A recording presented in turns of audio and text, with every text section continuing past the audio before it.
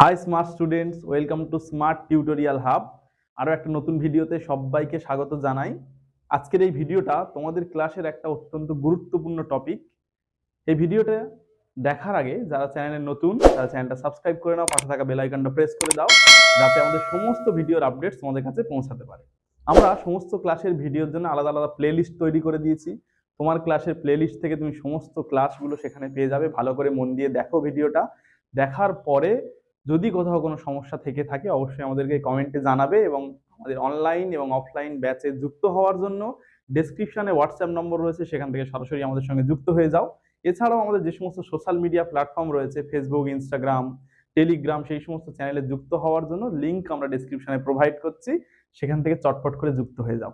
আরেকটা কাজ তোমাদেরকে করতে হবে, সেটা কি, অনেক অনেক বেশি করে ভিডিওগুলো শেয়ার করতে হবে। আমাদের চ্যানেলের লিঙ্কটা অনেক বেশি করে শেয়ার করতে হবে, যাতে আমাদের স্মার্ট টিউটোরিয়াল হাব চ্যানেলের সদস্য সংখ্যা আমরা বাড়াতে পারি।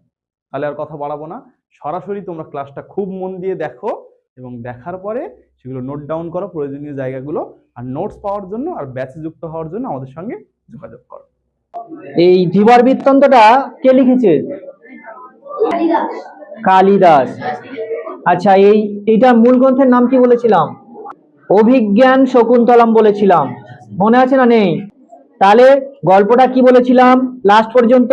না, শচী তীর্থে স্নান করতে গিয়ে শকুন্তলা দুর্বাসা মুনির অভিশাপ মতো তার আংটিটা হারিয়ে ফেলেছিল। সেই আংটিটা মূল গল্পে খেয়ে ফেলেছিল কে? না, একটা বোয়াল মাছ। কিন্তু আমাদের গল্পের মধ্যে কি পেয়েছিল, আমাদের নাটকের মধ্যে কি পেলাম? না, একটা রুই মাছ সেটাকে গিলে খেয়েছিল।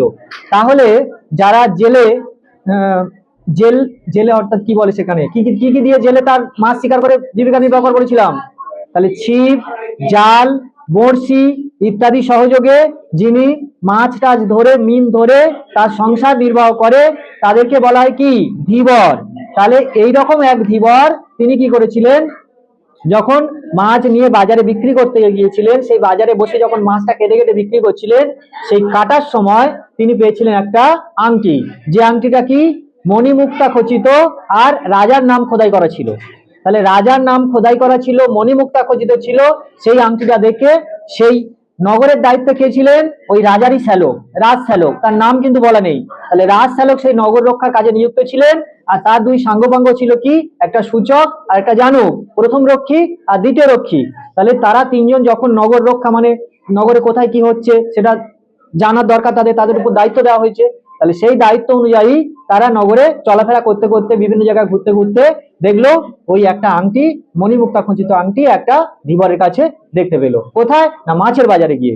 তাহলে যখন সেটা দেখতে পেলো তখন তারা তাকে চোর বলে মনে করলো। কারণ কি? এরকম একটা আংটি একটা সাধারণ ধীবরের কাছে থাকতে পারে না বলে তাদের অনুমান। তাছাড়া এটা রাজার নাম খোদাই করা, তাহলে সেই ক্ষেত্রে এটা এর হবে না, তাহলে এ নিশ্চয়ই চোর। আর রাজার নাম খোদাই করা আছে মানে কোন রাজা? কোন রাজা প্রসঙ্গে এখানে আমি বলে গিয়েছিলাম, রাজা দুষ্মন্ত। তার স্ত্রীর নাম কি ছিল? শকুন্তলা। শকুন্তলা পিতার নাম কি ছিল? মহর্ষি কর্ণ। কর্ণমুনির আশ্রমটা কোথায় ছিল? তপবনে। তপবন কে দেখাশোনা করতো বাবার অনুপস্থিতিতে? শকুন্তলা দেখাশোনা করতো। শকুন্তলা বাবার অনুপস্থিতিতে কাকে বিবাহ করেছিল? রাজা দুষ্মন্তকে। রাজা দুষ্মন্ত তার রাজ্যের খবর পেয়ে যখন চলে যায়, তখন শকুন্তলা কি করছিল? চিন্তায় মগ্ন ছিল। কোন চিন্তায় মগ্ন ছিল? না, স্বামীর চিন্তায়। তার স্বামী কি তাকে আবার নিয়ে যাবে, বা বাবা এসে আমাকে কি বলবেন? তাহলে সেই চিন্তায় যখন মগ্ন ছিল, সেই আশ্রমের মধ্যে কে প্রবেশ করলো? ঋষি দুর্বাসা। ঋষি দুর্বাসা যখন এসছে তখন সেটা শকুন্তলা টের পায়নি। তাহলে টের না পাওয়ার জন্য ঋষি দুর্বাসা মনে করেছিল তার সেটা অপমান বোধ হয়েছে। তাহলে সে অপমান বোধ হওয়ার দরুন তিনি তাকে কি অভিশাপ দিয়েছিলেন? তুই যা চিন্তায় মগ্ন, সে তোকে সময় মতো ভুলে যাবে। তাহলে সেই সময়ক্ষণ এসে গেল না, আংটিটা না দেখাতে পারার দরুন শকুন্তলা রাজসভা থেকে বিতাড়িত হয়ে এলো। তাহলে এইবার সেই আংটিটা পেয়েছিল কি? একটা ধীবর। তাহলে ধীবর সেটাকে, মানে মাছ বিক্রি করার সময় ধীবর সেটা পেলো, সেটাকে পাকড়াও করলো কে? না, দুই রক্ষী আর রাজ শ্যালক। তাহলে এবার তারা তাকে নিয়ে যাবে কোথায়? না, বিচার করতে হবে। তুই শালা বেটা বাটপার, তুই চুরি করেছিস, এই করেছিস, সেই করেছিস, নানা রকম কথা তাকে শোনাচ্ছে। তাহলে সেই শোনানোর উদ্যোগে দেখা গেল কি? না, তাকে নিয়ে যাওয়া হবে কোথায়? না, সেই রাজার কাছে। কোন রাজার কাছে? রাজা দুষ্মন্তর কাছে। তাহলে রাজা কিন্তু আমাদের গল্পের মধ্যে বা এই নাটকের মধ্যে কিন্তু উপস্থিত নেই। তিনি কোথায় ছিলেন? অন্দরমহলে, ভিতরে। তাহলে রাজা রক্ষীরা এবং তার রাজ শ্যালক যারা নগর রক্ষার কাজে নিযুক্ত ছিল, তারা কি করলো? এই ধীবরটাকে জোরপূর্বক নিয়ে গেল কোথায়? তার সেই দোকানপাট পড়ে রইলো, মাছ ফাছ পড়ে রইলো, তাকে নিয়ে গেল রাজার কাছে বিচারের উদ্দেশ্যে। কেন? না তাদের বক্তব্য তুই এটা চুরি করেছিস কোথাও থেকে। আর ও জানায় কি না আমি কোনো চুরি করিনি, আমি এটা মাছ বিক্রি করতে গিয়ে মাছ কেটে যখন বিক্রি করছিলাম সেই মাছের পেট থেকে পেয়েছি। তাহলে তখন তার জীবিকা সম্পর্কে সে বলেছে, তার বাড়ি কোথায় সেটাও জানিয়েছে। তার বাড়ি কোথায় বলেছে না আমি চক্রাবতারে থাকি। চক্রাবতার হলো একটা স্থান, জায়গা। তাহলে চক্রাবতারে বাস কার না আমাদের এই গল্পের পাঠ্য বা এই নাটকের ধীবরের বসবাস ছিল ওই চক্রাবতারে। তাহলে তার জীবিকা কি ছিল না সে জাল বড়শি ইত্যাদি সহযোগে মাছ মিন ধরে সংসার নির্বাহ করে, এটাই তার জীবিকা। তো যাই হোক তাকে নিয়ে যাওয়া হলো কোথায় না রাজার কাছে। ও কিসের উদ্দেশ্যে না বিচারের উদ্দেশ্যে। তাহলে রাজা যখন সেই আংটিটি দেখলেন তখন কিছুক্ষণের জন্য তিনি বিহ্বল হয়ে পড়লেন, মানে কি একটু চিন্তিত হয়ে পড়লেন। এটা তো সেই আংটি যে আংটিটা আমি শকুন্তলাকে দিয়েছিলাম, আমি তাকে গন্ধর্ব মতে বিয়ে করেছিলাম, কিন্তু সে মনে হয় আমার কাছে এসেছিল কিন্তু আমি তাকে বিতাড়িত করেছি। তাহলে রাজা ততক্ষণের মধ্যে একটু বিহ্বল হয়ে পড়লো, একটু চিন্তিত হয়ে পড়লো। চিন্তিত হয়ে যাওয়ার পর তাহলে নিশ্চয়ই ধীবরের প্রতি সে সন্তুষ্ট হলো। কেন না গল্পটা পড়লে বা নাটকটা পড়লে আমরা সম্পূর্ণ দেখতে পাচ্ছি যে রাজা তার আংটির সমপরিমাণ অর্থ বা সমমূল্যের অর্থ ধীবরকে দিয়ে দিয়েছিল। কেন না ধীবর তাকে জানিয়েছিল যে মহারাজ আমি তো সারাটা দিন এইভাবে ওরা আমাকে ধরে নিয়ে এলো, তাহলে আমার তো ব্যবসা বাণিজ্য সম্পূর্ণ লাটে উঠলো, তাহলে আমি জীবিকা নির্বাহ যদি না জীবিকার মাধ্যমে যদি অর্থ রোজগার করতে না পারি তাহলে আমার সংসারটা চালাবো কি করে, আমার সংসারটা কি করে চলবে আজ। তাহলে তখন রাজা বিহ্বল থেকে একটু মুগ্ধ হয়ে তাকে সেই পরিমাণ অর্থটা দিয়ে দিলেন। এইবার ফিরে আসছে কে না যে ধীবর, সে রাজার কাছ থেকে ফিরে আসবে। তাহলে বাকি যারা ছিল রাজশ্যালক আর দুই রক্ষী সূচক আর জানুক, তারা কি ভেবেছিল না এর নিশ্চয়ই গর্দান নেওয়া হবে, মুন্ডু কাটা হবে, শাস্তি দেওয়া হবে। কিন্তু তার পরিপ্রেক্ষিতে সে কিন্তু চলে আসছে, কি নিয়ে আসছে প্রচুর পরিমাণে অর্থ নিয়ে আসছে। সেই অর্থটা কোথা থেকে পেল না এর যেহেতু সারাদিন জীবিকা অর্থাৎ কোনো কাজ সে করতে পারিনি, এরা তাকে জোরপূর্বক ধরে এনেছে, তাহলে তার সংসারটা কিভাবে চলবে, তার তো বাল বাচ্চা রয়েছে, তার তো বাড়িতে সংসার রয়েছে, ছেলেপুলে রয়েছে, মা বাবা রয়েছে, তাহলে কি করে চলবে। তাহলে সেই কারণের জন্য রাজা তার প্রতি সন্তুষ্ট হয়ে বুঝে তাকে সেই পরিমাণ অর্থটা দিয়েছিল, এবং এতটা পরিমাণ অর্থ তার অনেকদিন কিন্তু সংসার নির্বাহ হতে পারতো। তো যাই হোক যখন সে ফিরে এলো সেই রাজ শ্যালক এবং তার দুই রক্ষীকে দাঁড় করিয়ে ওই ধীবর তাদেরকে সেই অর্থের অর্ধেকটা তাদের হাতে দিল। কিন্তু কেন দিল, তাহলে এই ক্ষেত্রে বলা হচ্ছে কি না যখন তাকে জোর করে ধরে নিয়ে আসছিল কারা রাজশ্যালক এবং তার দুই রক্ষী, যখন ধীবরকে ধরে আনছে ধীবর কিন্তু সব সত্য কথা বলেছে, কিন্তু ওরা তাকে নানা রকম ভাবে গালিগালাজ করেছে, বাজে কথা বলেছে, মারতে উদ্যত হয়েছে।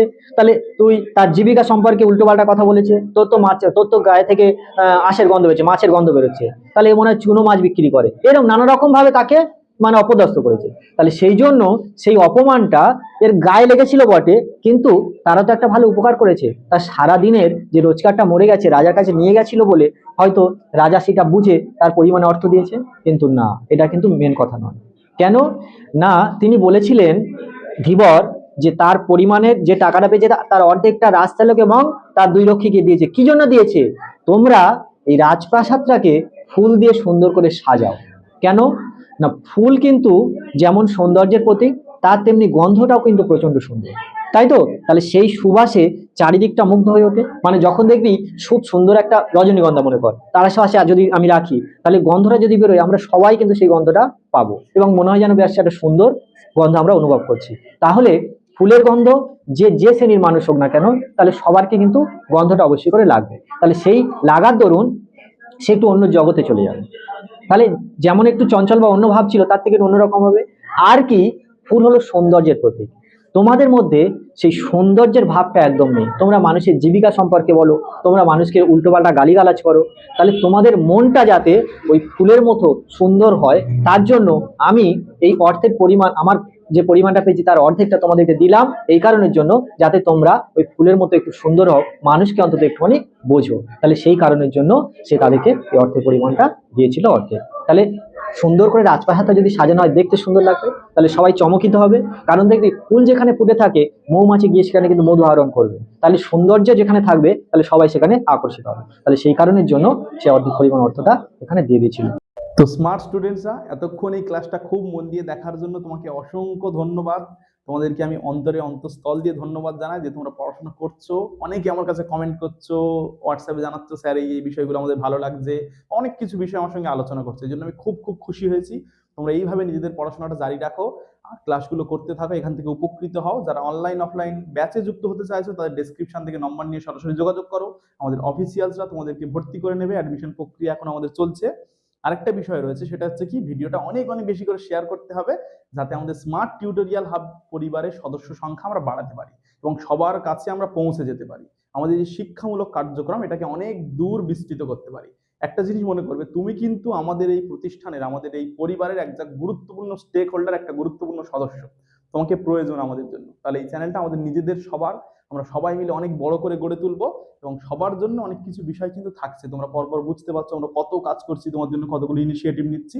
সবাই খুব ভালো করে পড়াশোনা করো, মন দিয়ে পড়াশোনা করো, অনেক অনেক ভালো রেজাল্ট করো আর তোমাদের রেজাল্টগুলো সবসময় আমাদের জানাবে। যা যা বিষয়ে সমস্যা রয়েছে কমেন্ট করো, সরাসরি হোয়াটসঅ্যাপ নম্বর রয়েছে, ওখান থেকে অফিসিয়ালদের সঙ্গে যোগাযোগ করো, প্রয়োজনে তাদের থেকে আমার নম্বর নিয়ে নাও, আমার সঙ্গে যোগাযোগ করো। কোন কোন সাবজেক্টে তোমাদের সমস্যা আছে সেগুলো কিন্তু জানাতে ভুলো না। সবাই ভালো থাকবে, সুস্থ থাকবে, নিজের খেয়াল রাখবে। Thank you.